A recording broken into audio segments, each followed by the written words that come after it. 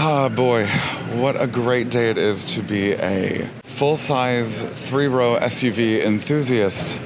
Welcome back to the channel.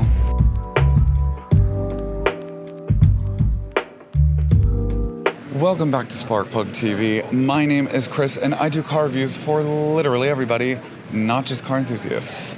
Today, I have the absolute distinct pleasure of introducing to my audience the 2024 Kia EV9. They had an extremely dramatic unveiling. I had it on my live. I will try to see if I can download it and put it on this YouTube video. They brought the drama. Kia brought the drama.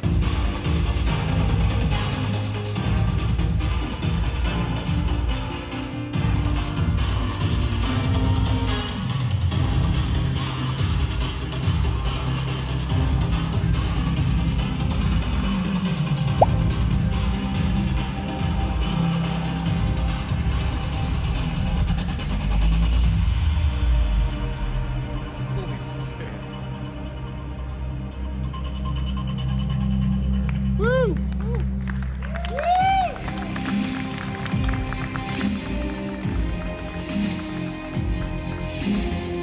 Please welcome Kurt Call, Senior Design Manager, Kia Design Center, America.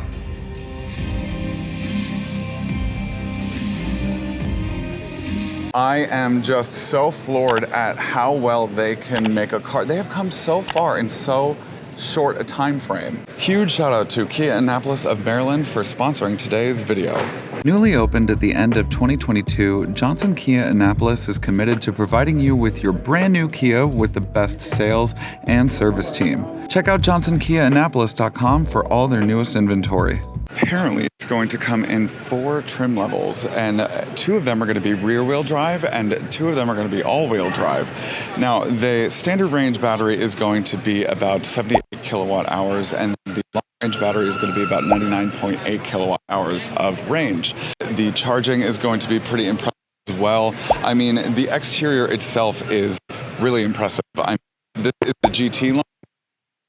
Not going to be coming out until 2025, and the GT line is projected to have a pound-foot of torque of around 562 pound-feet of torque, if I'm not mistaken. I probably am. I'm probably going to have to go back and redo the numbers, but I love the way that this thing looks, and I did get to interview one of the designers, so take a look. And now I am currently here with Kurt Call, and what is your position at Kia? So I'm Senior Design Manager at Kia Design Center America, and that's in Southern California. Awesome, and congratulations again on the EV9. This is an incredible design. I really enjoyed the design language. So what was the idea behind it? The idea behind it, we knew we were going to be doing a large SUV, EV, dedicated EV. We could have gone down maybe an easier route of doing something super streamlined and teardrop, but we really thought this authentic SUV character was important, giving it a rugged, capable quality. So, I mean, that was a big challenge for us too, is to kind of fuse these two things together. EV, aero efficiency, but still rugged, boxy kind of style. And would you say that you took some design cues from your really high-selling full mid-size SUV, the Telluride? I mean, I think you can see some like base ingredients of this big, bold, and boxy that we had on Telluride. But with EV9, we really wanted to push the design into the future, make it super modern, and it speaks to the powertrain and our eGMP platform. So speaking to the modernity, I guess is the word, is that why you guys are also offering matte colors as well as glossy colors? Yeah, I think it does. The only reason I say that is because I don't think there are a lot of like standard automakers that really offer matte colors, right? There's some, but yeah, we thought it's just a good option to showcase the surfacing and the colors in a new way. And it really shows off, the matte color really shows off crisp edges and surface transitions in a different way than the gloss colors. And then why does this, and so this is one of the base models, correct?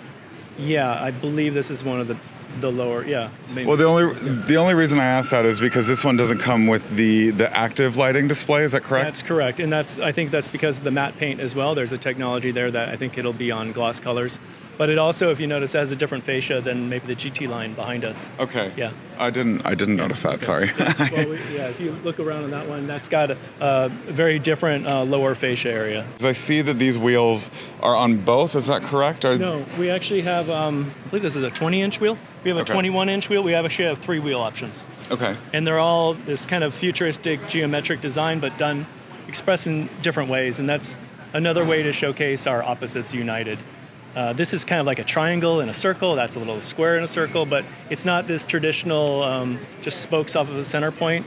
It's definitely, we're trying to be creative with new shapes for the wheel design. Okay, and is there a frunk? There is. And then I also do enjoy the back end. Is there any, because you guys in the press conference were talking about like the linear design of that. Yeah, I mean, the back, there is a lot to do with aerodynamics. We have a edge off the back corner that really directs airflow cleanly. We also have more of a vertical-oriented tail lamp, 3-branch design, and it picks up on a lot of what you see on the DRL, the star map signature. Okay. You can think of it as like a constellation, the stars connected by thinner elements. Okay. So that's shown in the tail lamp as well. Okay.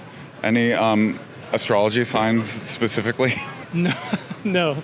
Okay. As part of our identity, we'll have this type of lighting on all our future models. As long as it's not a Gemini, that's all I care about. Yeah. I'm Gemini. All right, well, thank you for your time. Much appreciated. Yeah, and congratulations again. Thanks a lot. Apparently, with the side paneling design, as well as these door handles that fit flush whenever you put it into drive or lock it, it's supposed to give a pretty impressive drag coefficient, especially because it is an EV. I mean, it's a fully electric vehicle. It's an incredibly impressive technology package. Let's go inside. First impressions of the interior is that I like it and that it's very big. It's very big up front, at least. I can kind of see from the back end that even though the seats in the second row are power adjustable, they're not very large in the third row. It's not nearly as large as some of the other 3-row vehicles that I've tested out. I'm surprised to see that, especially with the fact that this is an EV. There's no transmission in that regard, but I really like the way that it is designed. There are some haptic feedback buttons right here. Very familiar Kia buttons. There are some tactile buttons. I thought in the press conference that there were absolutely no tactile buttons for the infotainment screen, but I'm really glad that they actually do have some tactile buttons. You do have your cup holders here. There's a bevy of buttons down here, like for the downhill assist. There's like a charging pad and stuff like that. A lot of USB-C and a lot of USB-A inputs. I really love the new steering wheel.